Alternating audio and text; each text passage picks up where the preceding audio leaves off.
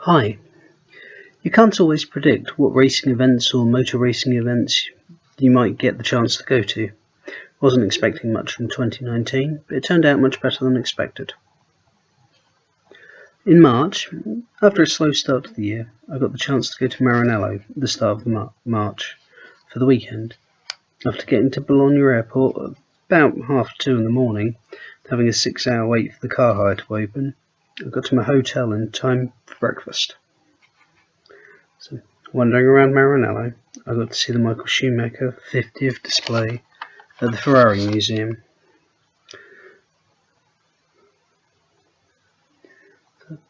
Over the course of the weekend, I also got to have dinner at the Ristorante Cavallero opposite the old Ferrari entrance. Walked down the gates of the Via di Gil Villeneuve to see the gates of the Fiorano circuit, where I ran into Ferrari Academy driver Marcus Armstrong, who was competing in F3 that year.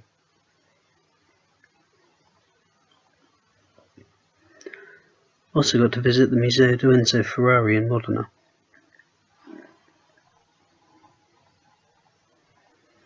The Sunday was a day of taking it easy before home, checking out more of the sights of Maranello.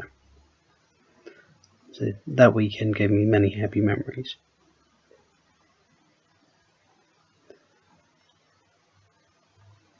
Within a month, I'd get to visit somewhere I'd never been, as my wife had won a visit to the McLaren Technology Centre, and I was more than happy to be her +1.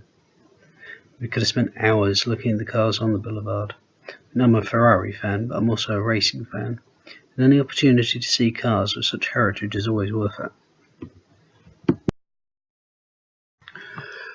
While we were at the MTC, we also, as well as seeing the cars, we also ran into McLaren's reserve driver and simulator driver Sergio Settecamera.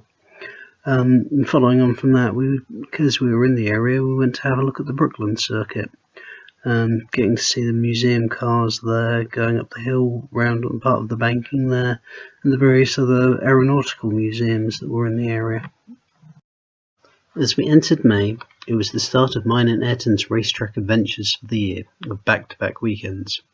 First up, Blancpain GT Endurance at Silverstone, supported by the Formula Renault Eurocup. Thanks to Jason at Scuderia Ferrari Club Silverstone, we were able to have access to the AF Corsa hospitality, which gave Ayrton some chill time. We saw some of the drivers, including Ferrari Works GT driver Andrea Bertolini. He was friendly as usual. The Blancpain race itself was incident-packed, with a big accident on the first lap. This can happen when you have 50 cars sharing the same piece of track. Eventually it was won by the AF Corsa run SMP Ferrari 72, which made me happy. Earlier on in the day, we would watch the Formula Renaults go out for qualifying, and their race. During that time we also got to meet some of the drivers and watch the mechanics at work. I love it watching the smaller categories where you can see the work going on with the cars. Engineers working on the brake discs, in that case looking at front wings, making sure they're all ready for the next runs. And that was good fun to watch. We saw Oscar Piastri, who won the race and would eventually win the championship. So a week after that, it was British Grand Prix and British F3 at Snetterton. It was great to see some top-line GT guys racing for the second week in a row, especially with the Aston Martin lineup, which boasted many of their WEC drivers. So you also had Rick Parfitt Jr. there, who was obliging to all comers as usual when it comes to autographs and talking about the racing. But an incident in the first race meant the pressure was on them, and they'd only just got to sort out the car for race 2. I mean, we'd have gone to British GT and British F3 at Snetterton anyway. It's kind of a usual haunt. We've done it for several years in a row now. But last 2019 was special interest because Ayrton Simmons, who we followed for a number of years, was in F3 racing for Christopher Racing. So my son refers to him as his name buddy, as they're both called Ayrton. So it's not every day he finds another Ayrton. Unfortunately, when we'd hoped to catch up with him, my little guy was having a shy moment. So we didn't get a picture, but we did get an autograph, which was very good. The race, unfortunately for Ayrton, didn't go the way he might have hoped, but it was still good to see him. We also managed to catch up with several of the other F3 young drivers and get a close look at some of the cars from the teams, especially Carlin as well as Chris Dittman Racing and Fortac, which was very cool. And then it was going on for June. June was a quiet month from a racing point of view. At the start of the month, we attended American Speedfest at Brands Hatch, which featured the Euro Wheel and NASCAR series, and among the people racing was Jacques Villeneuve. There was also a large display of American cars and movie cars, and also some F5000 cars from the 70s. The atmosphere seemed chill and pretty nice. A different kind of fun occurred at the end of the month when we went to Longleat Safari Park for my wife's birthday. Saw lots of animals there, it was very pleasant, and I still managed to find cars there as well. Then the big one. For my birthday, myself and Ayrton went to the Friday of the British Grand Prix. With one day to try and see as much as we could, we took in some action on the track and the fan zone. As I followed the junior series, we spent a lot of time in the sport paddock watching the Formula 3 tennis action, and saying hi to the drivers. Also in the sport was the F1 Historic Series, featuring a host of old Williams, Lotus, McLarens and assorted others from the late 70s and early 80s.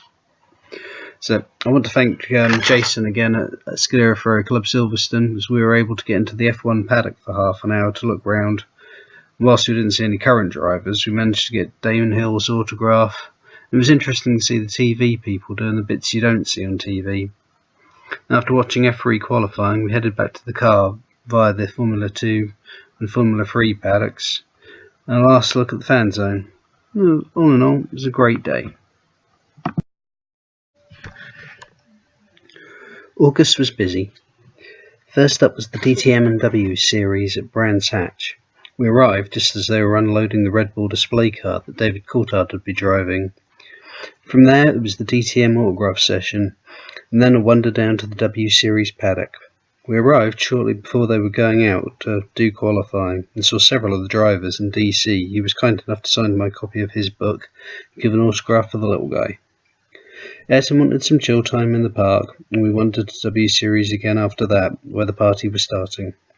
The end of the season vibe was strong, and we saw lots of people, including people we followed, like Emily Linscott, through to people like Will Buxton.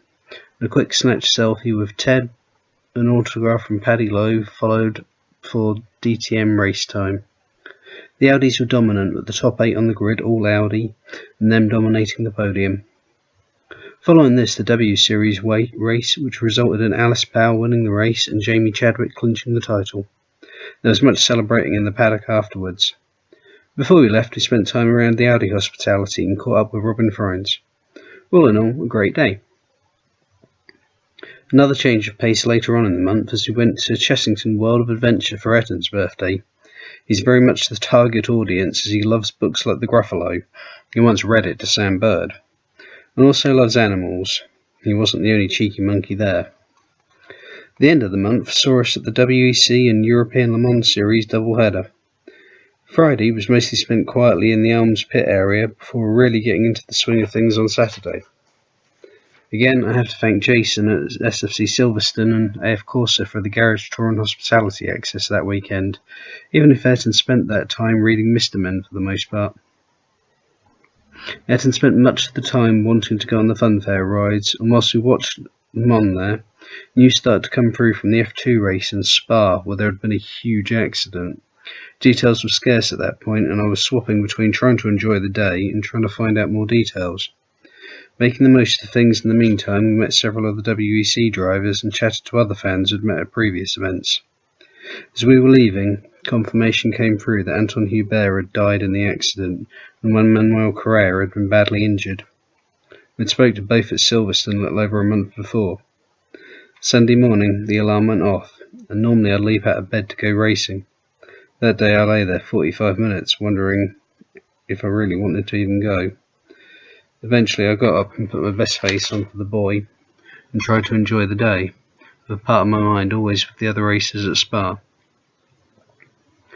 Distraction came in the form of meeting drivers and watching the racing and playing on the funfair, always smiling for the boy. But the 3-hour drive home, basically alone after he'd gone to sleep, my thoughts was one of the harder ones I've had. September would see us at the final of the Ferrari Challenge UK series. Truthfully, I didn't know too much about it beyond the fact I liked Ferraris, and there were no shortage of them there, although nothing particularly exotic. Still, it was a nice relaxing day, which strangely was the second time at a Ferrari Challenge event we'd sat in the wing and watched an F1 race. It was good to say hi to Davide Rigon again. October saw us back at Snetterton for the GT Cup, and any excuse to watch cars on track really. I didn't have any expectations, I was just after a chilled day out with the boy. Watching cars on track. First series they had was an all-comers championship, which featured everything from a TVR to a Sprite via a Mustang. So the GT Cup itself had more of the same, with a various mix of equipment, multiple classes, including GT3 Lamborghinis, Ferrari Challenge cars, and it was great to see the mix on track. Etten found a play park, so he was happy. So I loved getting to wander around the cars in the garage areas, getting a closer look at them. Etten found his way into sitting into a Porsche GT3.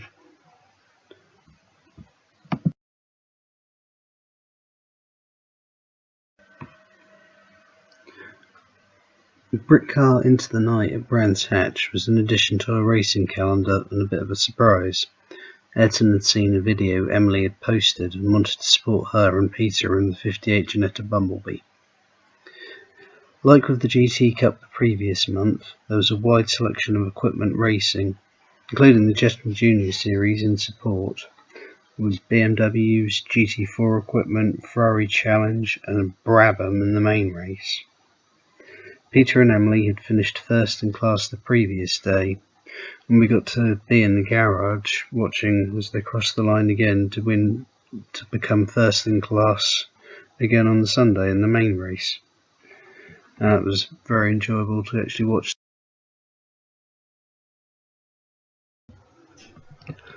That was my year. Thank you for listening.